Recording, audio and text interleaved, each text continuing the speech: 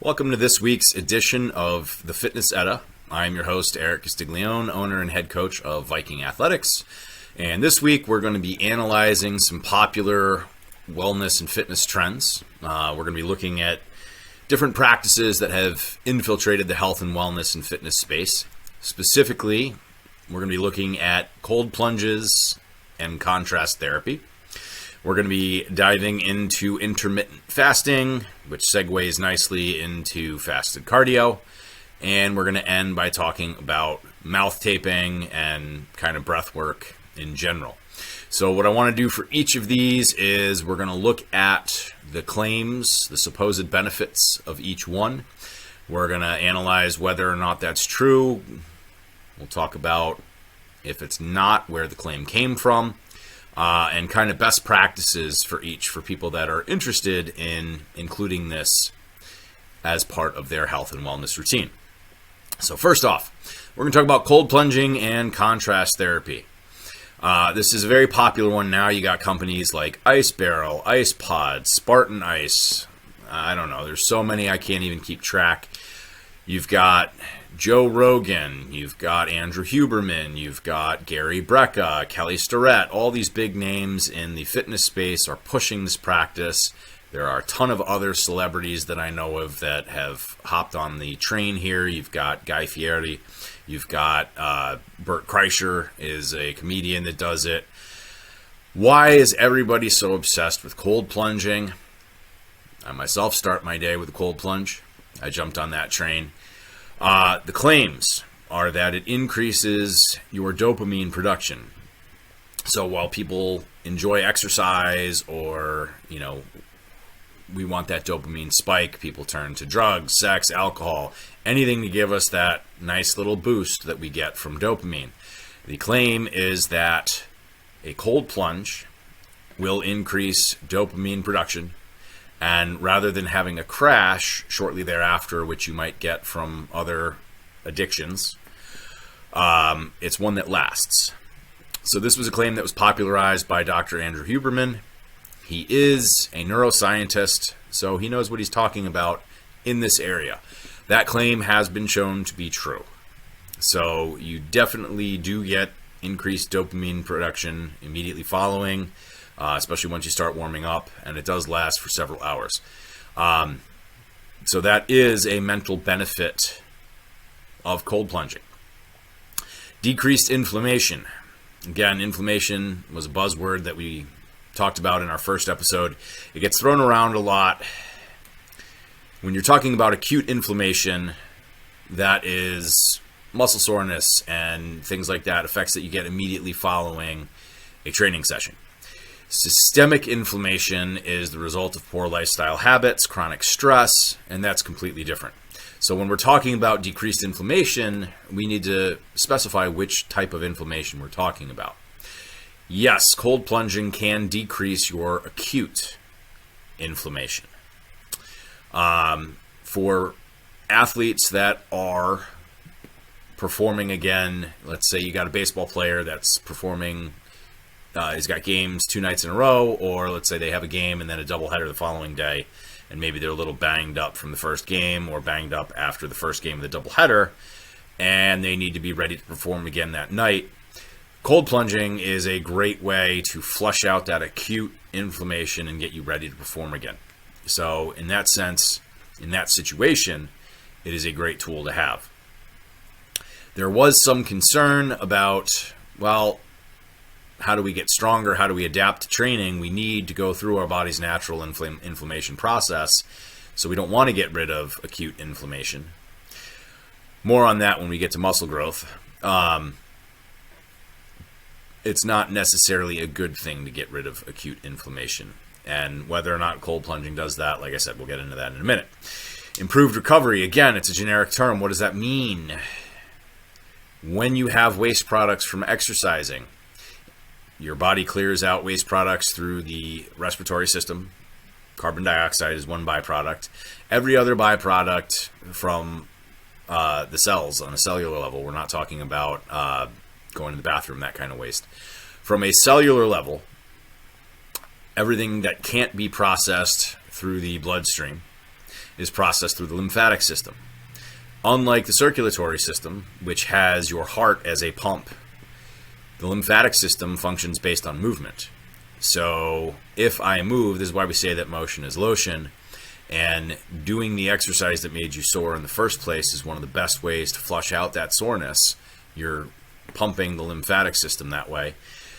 Cold plunging can certainly help move those waste products out, especially if you compare it with if you pair it with a warm shower or a sauna or some kind of contrast method. Going from hot to cold is excellent for flushing out that soreness.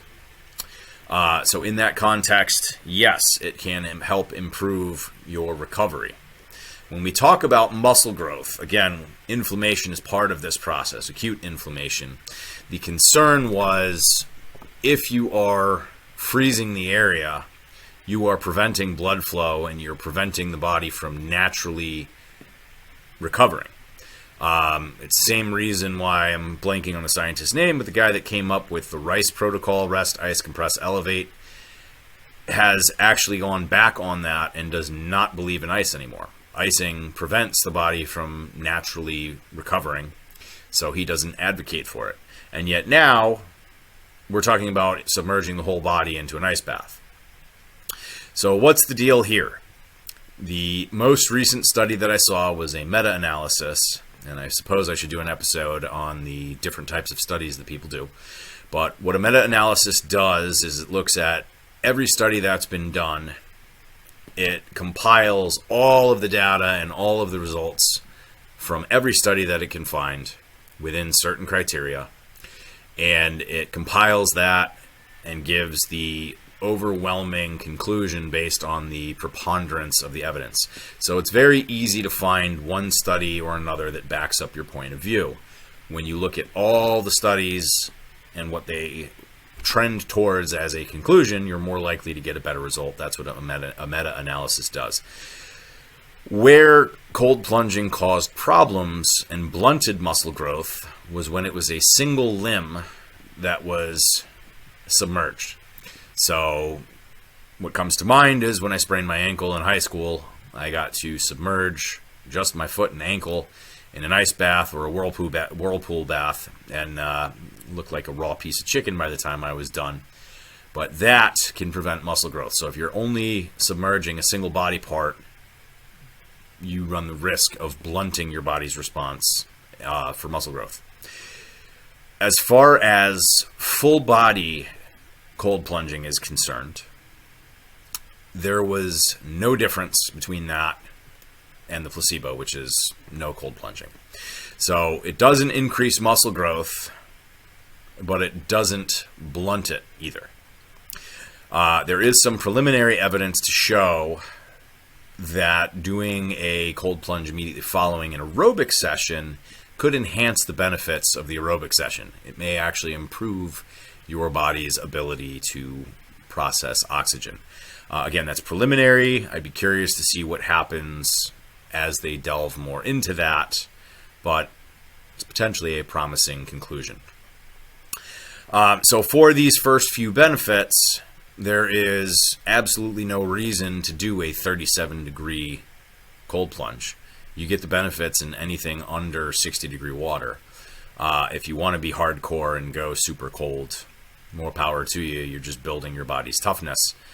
And you know, from an anecdotal experience, I can tell you that I generally go 50 to 55 degrees when I do my cold plunge in the morning, and I do enjoy increased mental clarity first thing in the morning. I'm also doing it at 4 in the morning so I can function for a 5 a.m. personal training client.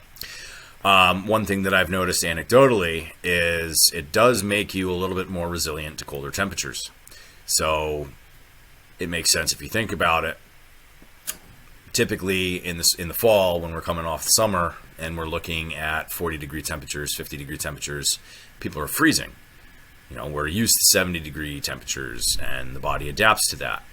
Contrast that with springtime, when we're coming off 20 to 30-degree temperatures. We're now in the high 40s, low 50s. People are walking around in t-shirts. We've adjusted. So by exposing yourself to the cold every day, maybe you're not quite as cold when it's 40s and 50s. And again, that's anecdotal. My wife will be freezing when we're walking the dog and it's 50 degrees and sunny and I'm out in a t-shirt. So something to that. Lastly, we have fat burning. The idea here is that if you subject your body to the cold, you will induce shivering. Shivering burns metabolically active fat cells, which are brown fat cells, and supposedly converts white fat cells into brown fat cells, so your non-metabolically active fat cells become metabolically active, which makes them easier to burn. Does shivering do this? Yes. But only after prolonged exposure to very, very cold temperatures. You need to be damn near hypothermic, if not hypothermic, to induce this effect. The study that showed fat burning due to shivering took a bunch of guys in their underwear and shoved them basically in a meat locker and left them there for 45 minutes to an hour. You have to adjust your body's core temperature so that you are shivering uncontrollably. Sitting in 55 degree water for 3 minutes will not adjust your body's core temperature. So the effect that's described here is accurate, but you need a very, very high dose of cold in order to do this. So this is an example of taking an effect out of context and generalizing it for just cold exposure. So Gary Brecka just posted a video that's circulating where he's talking about cold water is the most effective thing for burning fat. And that's just simply not true. And there's a PubMed study to back that up as well. Cold plunging compared to the placebo effect, doing nothing. I guess I shouldn't call it a placebo compared to the control group, which did not cold plunge. There was zero difference when they were both normalized for exercise and for diet. You get no additional benefit from the fat burning when it comes to cold plunging. So again, that is a claim that needs to be contextualized. If you want to sit in 37 degree water for 45 minutes, you're fucking crazy. But that's pretty much what it's going to take to get that kind of fat burning effect. We call that the aftershock effect. You're coming out of hypothermia. So what does cold plunging do? Actually, yes, it does increase your dopamine production for a lasting amount of time. You can improve your recovery and decrease acute inflammation, not systemic. It does nothing for muscle growth.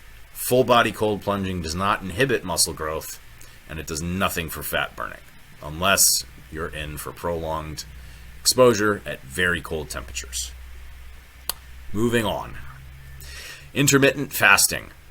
This is another one that has come in and out of the popular zeitgeist. It's a dietary tool.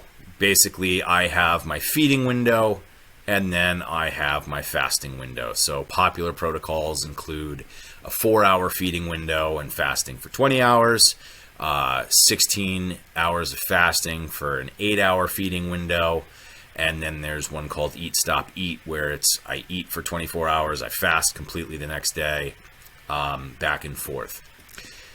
And really, if you're getting 8 hours of sleep a night, you're practicing some form of intermittent fasting because you're asleep for 8 hours, during which time you are not eating. Breakfast. You're breaking your fast, first meal of the day. That's why it's named that. The claims are that it improves your HGH production. It improves your body's ability to burn fat. It reduces inflammation and autophagia, which is your body's ability to repair damaged cells. Improved HGH production, slightly improved compared to baseline, but you get those same benefits if you strength train. So if you compare people that are practicing intermittent fasting and strength training compared to people that are fed and strength training, there's no difference. If you do not do any strength training whatsoever intermittent fasting may improve your HGH production. But really, why the hell do we care about HGH production? It is to boost strength and size. So you're not utilizing the improved production of it if you are not strength training. Ultimately, it's a wash. So no real benefit there. Improved fat burning. Again, we have to talk about context here. In and of itself, the fact that you are fasting does not burn more fat compared to being fed. What happens is, by constraining your eating window, in most cases, you are consuming fewer calories. You are in a caloric deficit, which will lead to fat and weight loss.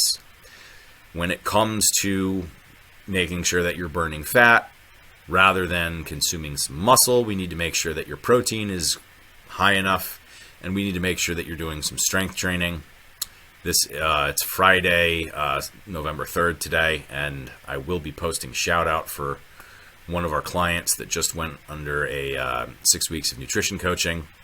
He lost basically 2% body fat, down 9 pounds in 6 weeks, and only lost 1/10 of a pound of muscle. It's pretty damn impressive. We did that by having him strength train and by keeping his protein adequately high.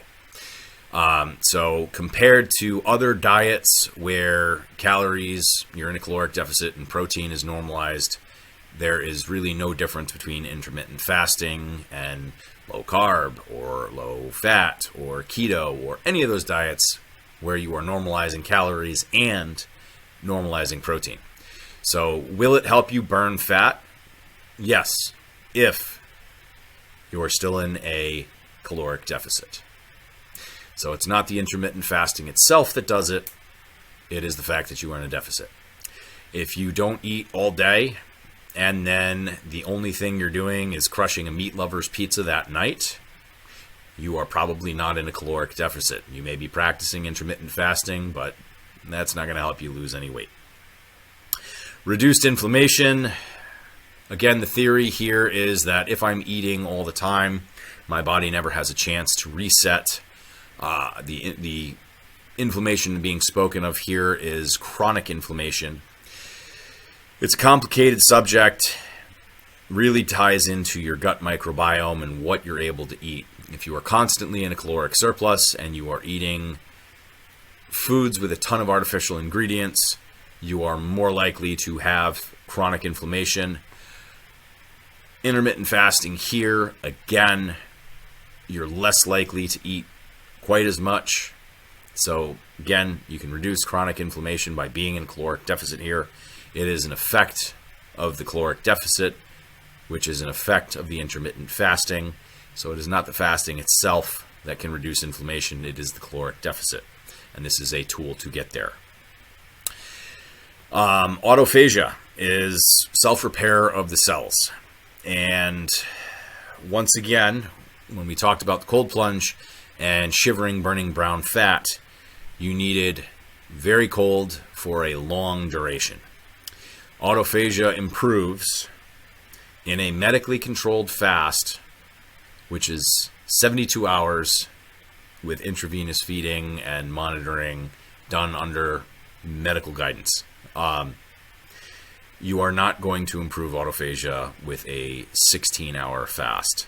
It needs to be done for a much longer duration. So once again, this is an example of somebody looking at the effects of a long duration study and wrongly attributing it to the practice of fasting. They're ignoring the dose, they're ignoring the intensity, and they're claiming it as a general benefit. It does not happen in 16 hours. It does not happen in 24 hours. We're talking a 72-hour controlled fast here, which should only be done under medical guidance. So context matters. That's why we're doing these videos. We want to put it in context and tell you what's, it's not technically incorrect that an intermittent fast can improve this, but dosage matters. That's why we want to give you that context and that nuance. So, what is the verdict here? Intermittent fasting can be a useful dieting tool for people trying to lose weight. It puts you in a caloric deficit, which can lead to fat burning and reduce inflammation. HGH production, you get the same benefit if you are strength training in general. There is no additional benefit here. That's kind of a wash. And autophagia is only a thing if you're doing this in a medically controlled intermittent fast. Really, the practice that we're talking about would be a controlled feeding window, would be a better term than intermittent fasting. That leads nicely into fasted cardio, which means you are doing cardio usually first thing in the morning before you have anything to eat. For people that are doing, call it a controlled feeding window, I'll take my own advice there. Let's say you're following the 16 hours of fasting, 8 hours of eating. You would do the fasted cardio right before the end, hopefully right before the end of your fasting window. And the argument here is that you become more fat adapted, which means that your body is better at using fat as a fuel source as opposed to glucose, which comes from carbohydrates and is stored in the muscles. Yes, you improve your body's ability to use fat. You can also do this through the ketogenic diet. However, if you are only doing this when your glycogen stores are depleted, you are improving your body's ability to use fat as a fuel source at the expense of your body's ability to use glucose as a fuel source. To be what we call metabolically flexible, we want to be able to do both. So, when do we use fat as a fuel source? For long, slow cardio, our last episode was on zone 2 cardio. That is when we want to be using fat as a fuel source. When you are at rest is another time that we want to use fat as a fuel source. We want to use glucose for muscle repair. We want to use it for high intensity exercise. And most importantly, the favorite fuel source of your brain for cognitive function is glucose as well. So, in an ideal world, we want to have both and we want to be able to use both. If I do just fasted cardio and I'm not ever working on high intensity exercise, I will be sacrificing my body's ability to use glucose in exchange for my body's ability to use fat. So the claim there is correct, but we want to put it in a larger context to talk about what is actually ideal. And then the other claim is you're going to burn more fat because you are using fat as a fuel source for fasted cardio. The idea is you're going to burn stores of body fat. And again, the only way that you're going to burn stores of body fat is if you are in a caloric deficit. If I am eating dietary fat, I will use that as a fuel source. And it doesn't matter if I'm fasted and then eating the fat later, it all evens out in the end. So I'm going to, and then a more recent study actually showed that people that use fasted cardio as a fat loss tool end up burning fewer calories throughout the session because they're not able to push as hard. And they burn fewer calories throughout the day after cardio. So one of the ideas here is it's a argument for doing higher intensity exercise. If I push super hard for 10 minutes, maybe I won't burn as many calories during that 10 minutes as I would during an hour of steady state cardio, but the aftershock effect is greater and I'm going to be burning more calories throughout the day after that bout of high intensity exercise. The idea is they're using that aftershock effect here to justify fasted cardio. But what the studies have shown is if I'm fasted and I'm working out, my body's going to conserve energy in every way possible by burning fewer calories. Either I'm going to fidget less throughout the day, I'm going to slow down my basal metabolic rate, and people talk about calories in, calories out, and that equation absolutely holds true. And it is amazing to watch people argue over this on the internet. What gets complicated in that equation is the calories out part. And your body does not want to burn more calories than it ingests. We are designed to store more and more and more of our energy, and that's why people tend to gain weight as they age. It's an evolutionary thing. So, the only way that you're actually going to burn more fat is if your fasted cardio is part of a lifestyle routine that has you in a caloric deficit. Otherwise, the net effect is the same as doing fed cardio. So, again, you will become better at burning fat as a fuel source, but at the expense of using glucose as a fuel source. So, if you are a performance athlete, you don't want to do fasted cardio. You want to be metabolically flexible. You want to do your cardio in a fed state, and you want to improve both your body's ability to use fat as a fuel source by training zone 2 and by doing high intensity exercise where you're improving your body's ability to use glucose. You want both. So, yes, fat adaptation is correct with that caveat in there. Burning more fat compared to what? You only burn fat in a caloric deficit. And again, whether you're doing fasted or fed cardio, it's a wash in that sense. Lastly, mouth taping. And this is, I've had several of my coaches that I follow talk about mouth taping, and Kelly Starrett was the one that actually got me to try it. In his book, Built to Move, this is one of the practices that they talk about. You tape your mouth at night, forces you to breathe through your nose, and the claims are that it prevents snoring, it can help cure sleep apnea, it improves your deep REM sleep, and it improves your diaphragmatic breathing. Does it prevent snoring? No. And I can show you a audio recording of me with my mouth taped, and my wife recorded me snoring even with that. Snoring is caused by the weight of the neck, sleeping on your back. So actually the best thing to prevent snoring is side sleeping.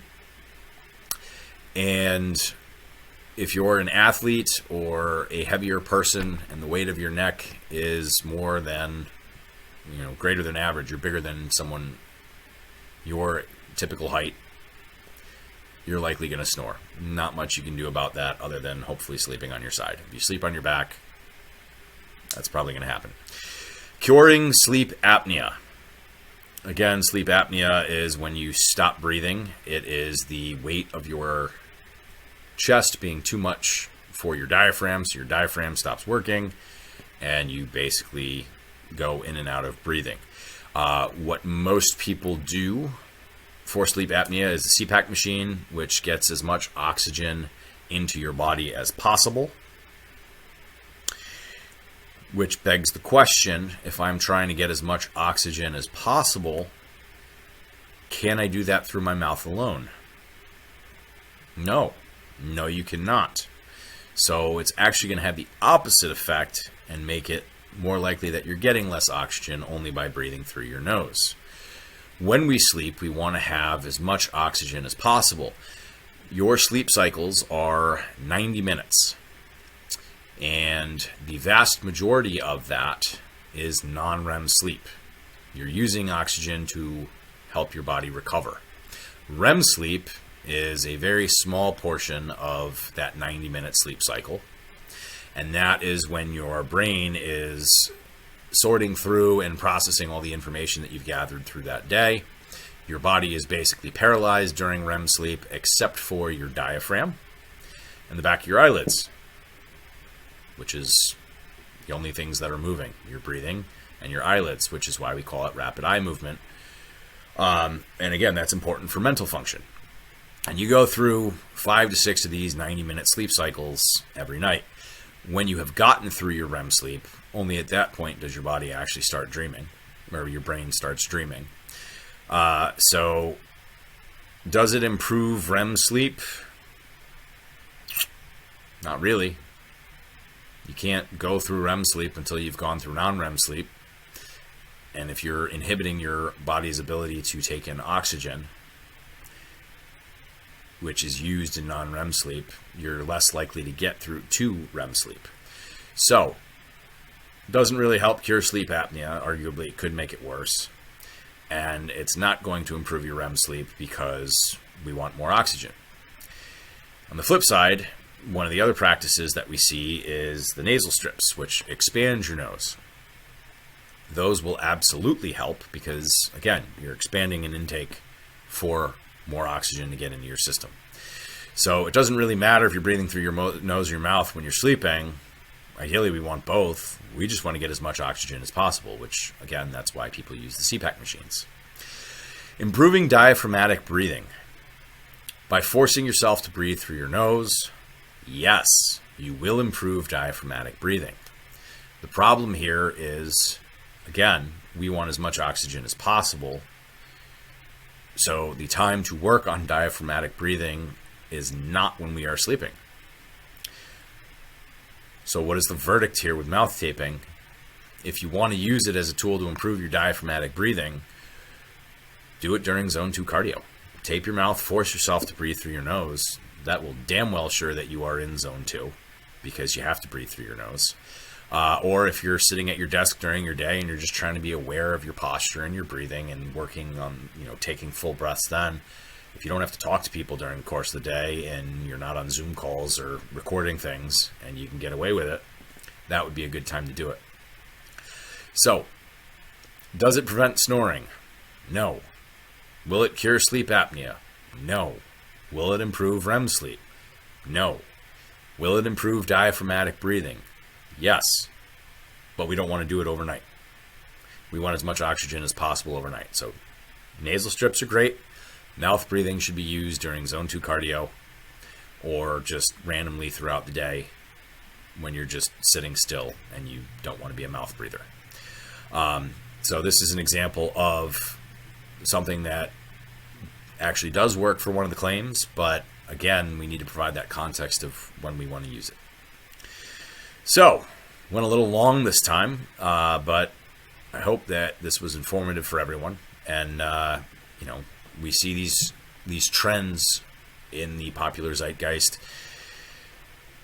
and we hear these claims, and we just want to add a little context to them and talk about, do they work? And if not, why is this claim made? And as we see in certain cases, it is taking an extreme effect and taking it out of context and trying to apply it to a milder practice, as we saw with the cold plunges and intermittent fasting. Both of those, there were extreme cases or extreme bouts of that practice that led to a specific result. And then in a lot of cases, some of the claims are just plain wrong. And a lot of these practices can have a place in your health and wellness routine. You just need to understand how to use them, as is the case with mouth taping. So we hope you enjoyed that. If you did, give us a like, give us a subscribe, let us know in the comments. If you have questions, we're happy to answer them, and we'll keep this going. If you have particular topics that you want addressed, please let us know. Probably going to do one on different dietary practices. That'll be up and coming. And always consider the source.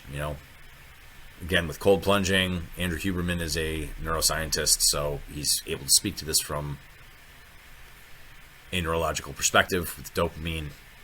But sometimes even smart people don't stay in their lane and don't really have an idea of what they're talking about outside of that. So be skeptical, question everything. It's a fun way to go through life. Still doesn't make you immune to groupthink. Like I said, I've jumped on a couple of these bandwagons. Helpful to know. We'll catch you guys next time.